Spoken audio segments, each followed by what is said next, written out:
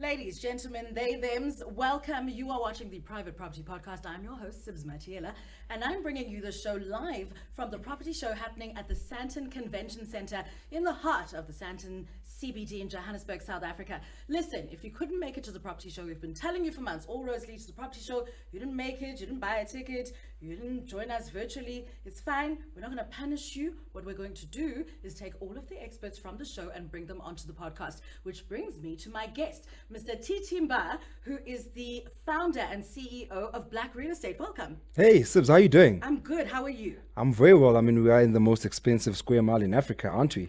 Yeah, I mean, you look expensive as well. Come on with it. Listen, you're in property, obviously, have been. Life worth of experience behind you. Tell me the common mistakes that people make when they're trying to sell their homes. Sure. There's so many, but I'll just highlight a few. The common mistakes that most people make when they sell their homes is to cut corners. So they want to do a whole quick fix. So the potential buyer doesn't see the mistakes. Obviously, they know that there's issues with that house.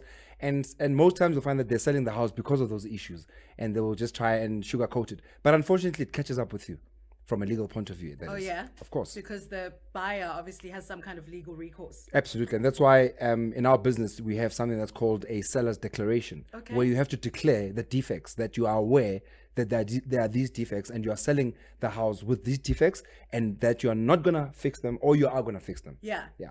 Because you can't just paint the thing in the ceiling it's when gonna you crack. know that there's water leaking Absolutely. and it's actually going to cave Or, in. or that there's damp issues and you don't declare those. Now and there's mold. Your children are sick in this house and no one told you that there was mold in the house. Absolutely. And I think that's why we do those checks. I mean, a simple thing like a COC, which is a certificate of compliance, to make sure that the electrical plugs are working just fine. So we need to bring an electrician as a seller to come and verify that all the plugs are good to go and the place is ready to be sold. Do you think enough buyers are doing their due diligence, getting a home inspector, for instance, to come in and say, hey, there's a crack here or this thing is on a sewer line? Sibs, it's enough that I'm trying to buy a house. It's enough that there's transfer duty. Yeah. Now I must get an inspector that I need to pay to come and check that. Yeah. That's why estate agents are supposed to do that. It's their job to kind of do the due diligence on behalf of the buyer. And like I said, that seller declaration is probably the most important part of the document.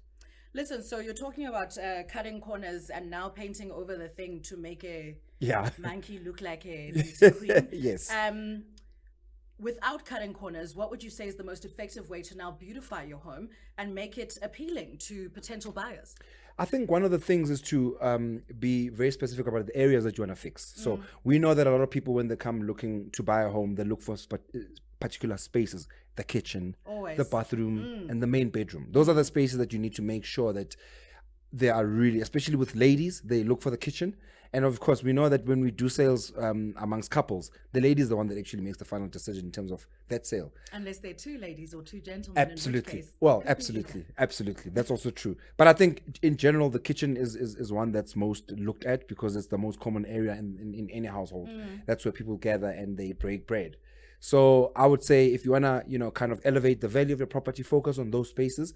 And the others either declare to the buyer that you're not going to fix or not willing to fix, and then you can negotiate on the price. We find it a lot that some people will say, you know what, I'm gonna sell it footstoots, and you take it as it is. Yeah, but it must say it's footstoots. It's gotta be written on the contract. Disclose. Otherwise, you are going to have a legal battle. You're gonna see. Yeah. You're gonna see. Yeah, things. They're going to disclose you in court. Listen, when it comes to, these renovations and home improvements, are you a DIY guy? A lot of people will watch these YouTube videos and then they'll see people there hammering and painting and doing all sorts of things. Do you promote DIY or are you like, bring in the professional to do this thing properly once, the first time? Listen, Sibs, I've got my own makeover show. So Okay. I always try and push the agenda of using a professional, because with that you can have recourse. If a guy comes to do plumbing work and you try to do your own plumbing work, you're probably gonna mess it up. You're not qualified to do that. So I'm definitely not a DIY guy. I'd rather get a professional, pay him what he's charging, so that I can always go back and say, hey Baba, that thing is still leaking. Please come back and fix it. Because I also paid you. Yeah, of course I paid you actually. So if you're DIYing yourself, who are you going to run to? You can only get angry at yourself. Absolutely. You idiot. And end up having to bring a professional because you've messed it up so badly that now there has to be professional intervention. Now you're paying again. Again. And again. On top of messing up. Listen, Tell them what your show is called so they can watch it. My show is called Zanza Cribs Makeover, where we make over people's homes. The premise of the show is that someone nominates someone who's deserving of a break in life. It could be your grandmother, could be your neighbor, it could be your colleague, it could be Sibs, it could be anybody. You know, it's a selfless act. So now, what do you think? And having done the show, you've obviously seen and gathered the expertise and the knowledge.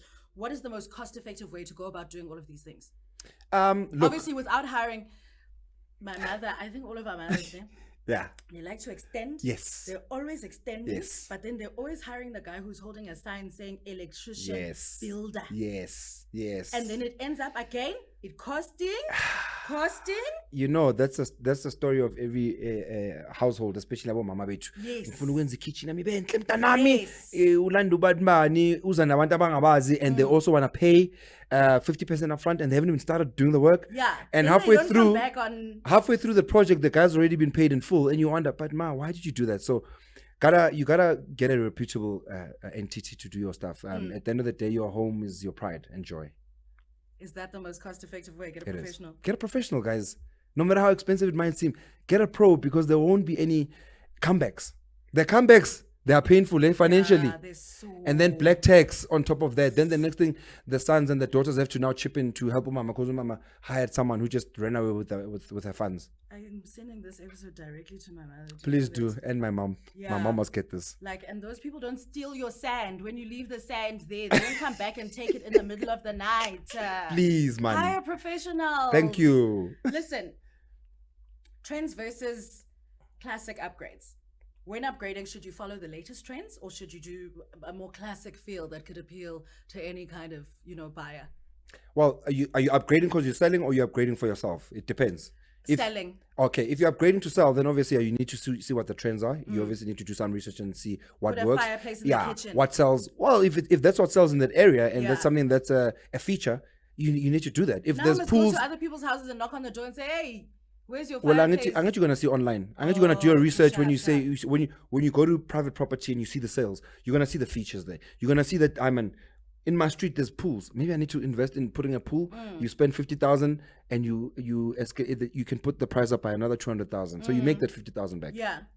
TT, before I let you go, I've loved having you here. Oh, I've loved being here. Yeah, and because there aren't many people Yes, I see you rubbing your skin. in Yes, this, I'm not going to say it with my mouth. yes, I get you. Yeah, you know, my yeah. company is called Black Real Estate. I love this for you and I love this for us, but there aren't many in this game. Why would you say that is? I was actually talking earlier about transformation in real estate and the lack of it and the snail pace of it. You have a population of 60 million people in South Africa, and yet you have 75% estate agents that are white. We've got 43,000 estate agents in South Africa, and 6,006 are black, African. I'm one of those 6,006. It pains me. That's why I got into the space. We need to incubate and train and upskill more estate agents into the space. I want to put a challenge to the PPRA to take every black principal and force them to induct and groom a full status agent to become a principal, and they must take on every full status agent and force them to induct every intern to become full status, so that the numbers can get up. We can't be the only ones doing well in the space. I don't take only pride in being 6,000. a black guy that is doing well when there's so many of us. I mean, a population of 60 million and there's 80% of us. It can't be. I don't Is it subscribe to that. gatekeeping? Do you think a lack of interest? What is it? It's the nature of the industry. First of all, it's a commission-based space, so we don't get paid salaries. But also the barriers to entry. The other agencies don't want to incubate young black talent into the space. Now it becomes a burden on us black professionals to try and incubate them and still try to run a business. It's a lot. So we need the authorities in the human settlements and real estate space to kind of show up. And that's where we'll leave it. Ladies, gentlemen, they, them. TT Mba from Black. Bonge. Black. Danko. Black Real Estate. Danko. Love this for us as a nation. I wish you and the other 6,000 or 5,099 all of the best. And I hope there are many more numbers to come. Listen, it's been great. We're still here at the Property Show, coming to you live from Sandton, Johannesburg. That's all I have for you today, but I will see you again tomorrow.